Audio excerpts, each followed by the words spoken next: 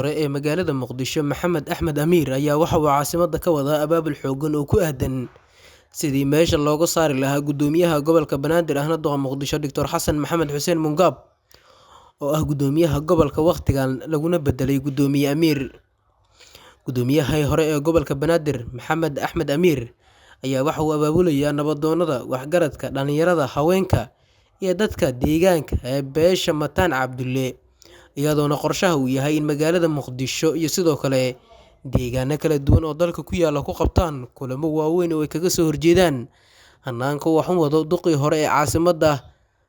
ama duqa hadda jooga caasimadda ee gudoomiye Mungaab. Waxaa sidoo kale gudoomiye Amiir abaabulkii ugu xoogganaa uu ka wadaa magaaladan,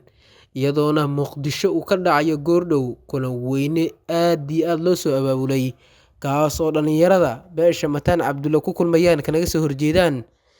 xarunta dayax-gacmeedka laga gamayo ee ku taala magaalada Muqdisho iyo sidoo kale xarumo kale oo dalka iyo garoonka diyaaradaha ee laga dhisayo gobolka Shabeellada Dhexe, gaar ahaan deegaanada ay degaan beesha Mataan Cabdulle. Gudoomiyihii hore ee gobolkan Amiir ayaa sidoo kale waxaa maalmihii ugu dambeeyay si weyn u dhaliilayay gudoomiyaha gobolka Banaadir Dr. Xasan Maxamed Xuseen Mungaab, isagoona sheegayay mar walba uu Mungaab xariga ka jaro wado mid kala dhagax dhigo in shaqadaasi la qabanayay. Wuxuu tusaale u soo qaatay FAO ama hay'adda beeraha dunida dhowaan qalabkii ay ku wareejisay gobolka Banaadir, isagoona sidoo kale gudoomiyihii hore ee gobolka Banaadir Maxamed Axmed Amiir uu kala hadlay arrimo kala duwan. Maxamed Axmed Amiir duqii hore ee caasimadda ayaa waxaana la sheegayaa in hadda wado galaangal iyo sidoo kale isku dabaridkii ugu xoogganaa kaas uu ku doonayo in meesha looga saaro gudoomiye Mungaab iyo hanaanku wax u wado. Gudoomiye Mungaab ayaa tan iyo markii uu yimid xafiiska waxa uu mar walba isku dabaridayay arrimo kala duwan, wuxuuna qorshihiisu yahay in dowladda Soomaaliya uu u fududeeyo in ay dhul ballaarsi ka sameysato gobolka Shabeellada Dhexe, gaar ahaan deegaanada ay degaan beesha Mataan Cabdulle, haddii ay ahaan lahayd Ceelmacaan, Bashaqle iyo sidoo kale deegaano kale oo ku yaala gobolka Shabeellada Dhexe.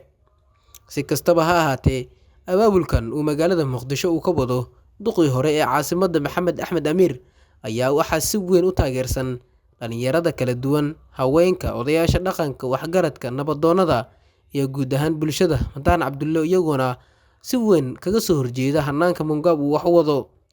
Gudoomiye Mungaab ayaa hadda lagu eedeynayaa inuu si gaar ah u dhaliilo ama si gaar ah uu hadda isagu awoodda isugu geynayo sidii uu halkaasi dowladda Soomaaliya ugu fududeyn lahaa dhul ballaarsi iyo dhul boob inay ka sameyso.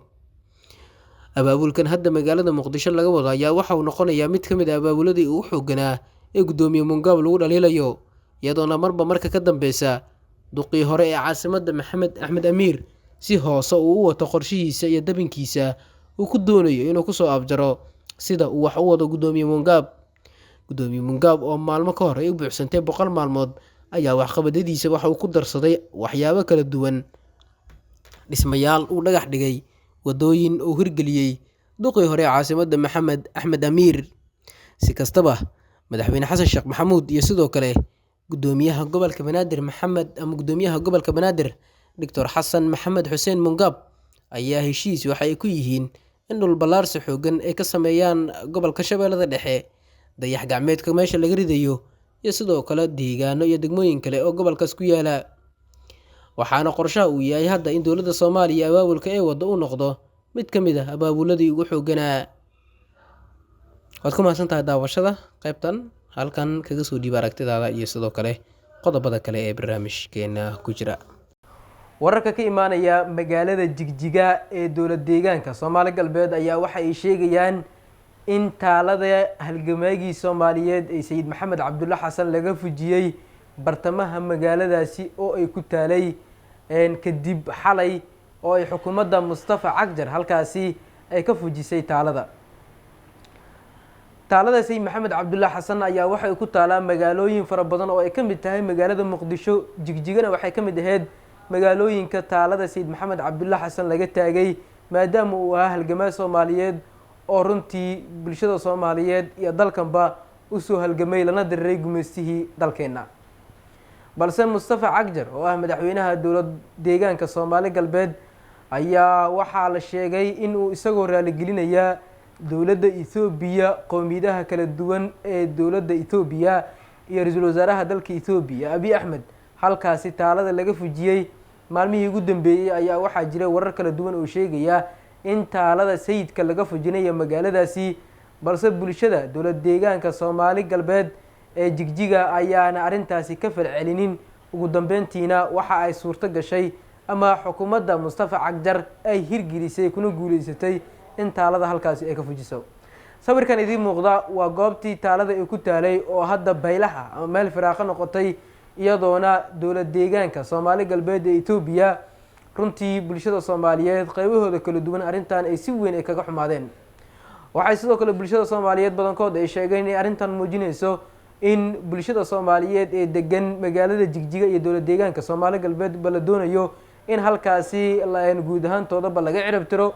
Itoobiyaankuna iyo qowmiyadahooda kala duwanna halkaas ay la wareegaan hadda wixii ka dambeeya ama sanadaha soo aadanna halkaas gacanta ay ku dhigaan sida qorshaha uu yahay. Mustafa Cagjar ayaa xukuumaddiisa ilaa hadda ka hadlin fujinta taalada sayidka ee magaaladaasi ku taalay balse bulshada Soomaaliyeed qaybahooda kala duwan ayaa arintan runtii si weyn kaga falceliyay oo sheegay inay tahay wax aad looga xumaado in halgamaa Soomaaliyeed taaladiisa oo ku dhagan magaalo Soomaali ee degan tahay iyadoo Itoobiyaan iyo dowlado shisheeye lagu raali gelinayay laga fujiyo halkaasi. taalada Sayid Maxamed Cabdullaahi Xasan ayaa waxay ku taalaa magaalooyin fara badan oo ay ka mid tahay magaalada Muqdisho, Jigjigana waxay ka mid ahayd magaalooyinka taalada Sayid Maxamed Cabdullaahi Xasan laga taagay maadaama uu ahaa halgamaa Soomaaliyeed oo runtii bulshada Soomaaliyeed iyo dalkanba u soo halgamay lana diray gumeystihii dalkeena. balse Mustafa Cagjar oo ah madaxweynaha dowlad deegaanka Soomaali galbeed ayaa waxaa la sheegay in uu isagoo raali gelinaya dowladda Itoobiya, qowmiyadaha kala duwan ee dowladda Itoobiya iyo ra'iisul wasaaraha dalka Itoobiya Abiy Ahmed halkaasi taalada laga fujiyay maalmihii ugu dambeeyay ayaa waxaa jira warar kala duwan oo sheegaya in taalada sayidka laga fujinayo magaaladaasi balse bulshada dowlad deegaanka Soomaali galbeed ee Jigjiga ayaana arintaasi ka falcelinin ugu dambeyntiina waxa ay suurto gashay ama xukuumadda Mustafa Cagjar ay hirgelisay kuna guuleysatay in taalada halkaasi ay ka fujiso. sawirkan idin muuqda waa goobtii taalada ay ku taalay oo hadda baylaha ama meel firaaqo noqotay iyadoona dowlad deegaanka Soomaali galbeed ee Itoobiya runtii bulshada Soomaaliyeed qaybahooda kala duwan arintan ay si weyn kaga xumaadeen. waxay sidoo kale bulshada Soomaaliyeed badankood ay sheegeen in arintan muujinayso in bulshada Soomaaliyeed ee degan magaalada Jigjiga iyo dowlad deegaanka Soomaali galbeed bal doonayo in halkaasi guud ahaantooda laga cirib tiro Itoobiyaankuna iyo qowmiyadahooda kala duwanna halkaas ay la wareegaan hadda wixii ka dambeeya ama sanadaha soo aadanna halkaas gacanta ay ku dhigaan sida qorshaha uu yahay. Mustafa Cagjar ayaa xukuumaddiisa ilaa hadda ka hadlin fujinta taalada sayidka ee magaaladaasi ku taalay balse bulshada Soomaaliyeed qaybahooda kala duwan ayaa arintan runtii si weyn kaga falceliyay oo sheegay inay tahay wax aad looga xumaado in halgamaa Soomaaliyeed taaladiisa oo ku dhagan magaalo Soomaali ee degan tahay iyadoo Itoobiyaan iyo dowlado shisheeye lagu raali gelinayay laga fujiyo halkaasi. si kastaba ha ahaatee magaalada Jigjiga ee dowlad deegaanka Soomaali galbeed ee Itoobiya